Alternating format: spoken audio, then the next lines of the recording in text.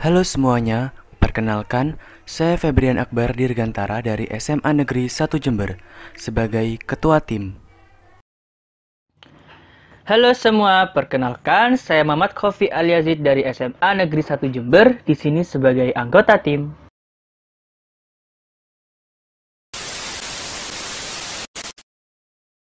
Sementara itu pemirsa, pusat perbelanjaan CBD Ciledug tutup sementara mulai hari ini. Sebelumnya, pusat perbelanjaan tersebut sempat ramai diperbincangkan karena dipadati pengunjung di masa pembatasan sosial berskala besar. Berikut liputan Anggia Boni dan juru kamera Saifuddin. CBD Ciledug Tangerang tutup sementara. Hal ini dilakukan setelah kemarin pihak Satpol PP Kota Tangerang menyegel pusat perbelanjaan ini karena dinilai telah melakukan pelanggaran dalam penerapan PSBB.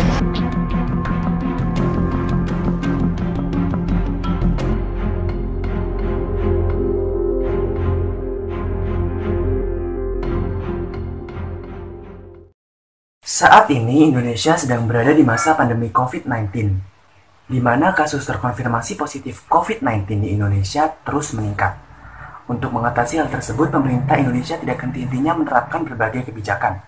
Salah satunya kebijakan pembatasan sosial berskala besar. Selama masa PSBB berlangsung, banyak tempat dan fasilitas umum yang ditutup untuk memutus mata rantai penyebaran COVID-19 di Indonesia.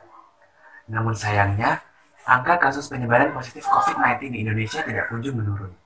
Bahkan, pada masa PSBB ini berlangsung, Indonesia pernah mengalami kenaikan kasus tertinggi dalam satu hari, yakni pada tanggal 21 Mei 2020, sebanyak 973 kasus. Banyaknya tempat dan fasilitas umum yang tutup pada masa PSBB menyebabkan kestabilan ekonomi di beberapa daerah di Indonesia terganggu. Banyak masyarakat yang tidak bisa melakukan kegiatan ekonomi seperti biasanya.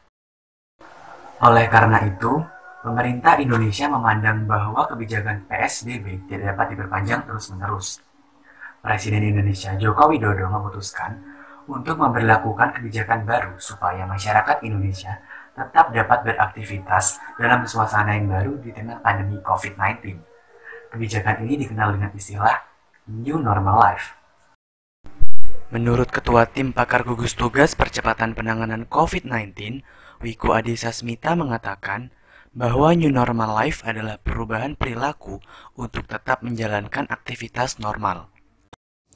Mal sebagai pusat perbelanjaan memiliki peranan penting dalam perekonomian Indonesia, yaitu sebagai penyedia kebutuhan masyarakat serta penyedia lapangan pekerjaan. Namun sayangnya masih terdapat kelalaian pengunjung ketika berada di mal, yaitu tidak menjaga jarak. Hal ini berpotensi menjadi penyebaran COVID-19 di lingkungan mal. Lantas, saat ini dunia berada pada perkembangan teknologi tingkat Society 5.0. Menurut Fukuyama tahun 2018, kunci dari realisasi Society 5.0 yakni gabungan dari dunia maya dan dunia nyata untuk menghasilkan data yang berkualitas serta dari situlah menghasilkan nilai baru dan solusi untuk menyelesaikan suatu tantangan. Dengan memanfaatkan momentum tersebut, kami memberikan solusi berupa aplikasi bernama Mollis, inovasi platform digital untuk membantu penerapan sistem jaga jarak di mal pada era New Normal. Mollis adalah sebuah aplikasi berbasis online. Nama Mollis sendiri merupakan kependekan dari kata mall dan list, yang dalam bahasa Indonesianya berarti daftar mal. Sesuai dengan namanya, aplikasi ini menyajikan daftar segala sesuatu yang berkaitan dengan mall, seperti daftar mall di Indonesia beserta batas maksimal pengunjungnya, daftar pengunjung suatu mall secara real time, dan daftar waktu kunjungan tiap pengunjungnya. Sistem aplikasi Mollis ini dapat mengontrol jumlah pengunjung di mall dengan berdasarkan data-data tersebut. Ketika pertama kali membuka aplikasi ini, pengguna akan ditampilkan halaman login. Pengguna diharuskan memiliki akun terlebih dahulu. Pengguna harus mengisikan alamat email dan password yang pengguna punya. Apabila pengguna sudah memiliki email dan password, pengguna dapat mengklik tanda login. Apabila pengguna belum memiliki akun, pengguna diharuskan mendaftar terlebih dahulu dengan mengklik daftar. Kemudian, masukkan email dan password pada halaman daftar dan semua data-data yang telah diminta oleh aplikasi Molis.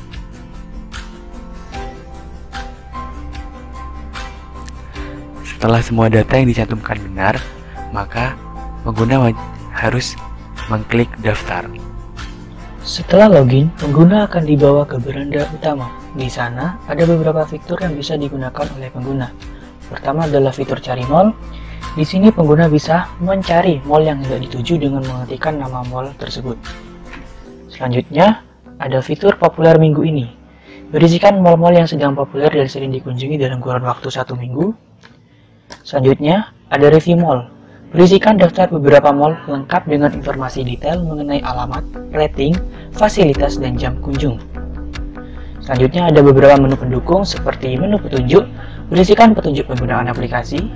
Selanjutnya adalah menu riwayat, untuk mengecek riwayat pemesanan kuota pengunjung yang dilakukan oleh pengguna. Terakhir adalah menu keluar atau logout, berguna untuk mengeluarkan akun pengguna dari aplikasi dengan tujuan keamanan atau masuk ke akun lainnya. Untuk memilih mall yang hendak dituju, pengguna bisa langsung mengeklik ikon mall yang diinginkan. Di sana akan ditampilkan 2 metode pemesanan mall. Yang pertama adalah booking, yang kedua adalah incidental. Booking merupakan metode untuk pengunjung yang ingin memesan kuota pengunjung terlebih dahulu sebelum berkunjung ke mall. Pemesanan metode booking dilakukan maksimal 2 jam sebelum kedatangan. Sedangkan incidental merupakan metode untuk pengunjung yang tidak sempat melakukan pemesanan dengan metode booking.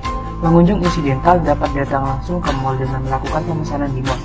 Pemesanan metode insidental harus menyesuaikan dengan kuota jam kunjung yang masih kosong. Pertama, kita mencoba melakukan pemesanan melalui booking. Setelah mengklik metode booking, pengguna akan ditampilkan dengan halaman registrasi. Di sana, pengguna harus mengisikan data yang diminta oleh aplikasi, seperti jam kunjung, jam keluar, serta detail pengunjung yang akan masuk. Setelah selesai, klik konfirmasi. Apabila registrasi berhasil, maka akan muncul barcode yang digunakan untuk check-in saat berada di mall. Namun apabila registrasi atau estimasi yang dimasukkan oleh pengguna sudah penuh, maka aplikasi akan langsung menampilkan estimasi waktu yang disarankan oleh aplikasi untuk pengguna.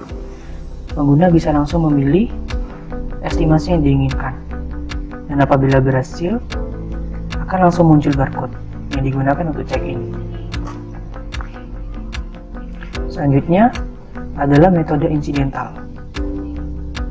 Bagi pengunjung yang ingin memesan secara insidental, pengunjung tinggal mengeklik metode pemesanan secara insidental, kemudian akan muncul barcode.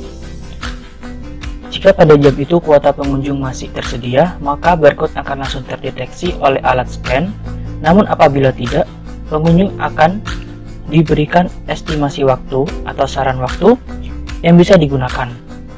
Selanjutnya pengunjung mempunyai 2 pilihan, yaitu melakukan metode booking atau mengunjungi mall lagi pada jam tersebut dan melakukan pemesanan secara insidental kembali.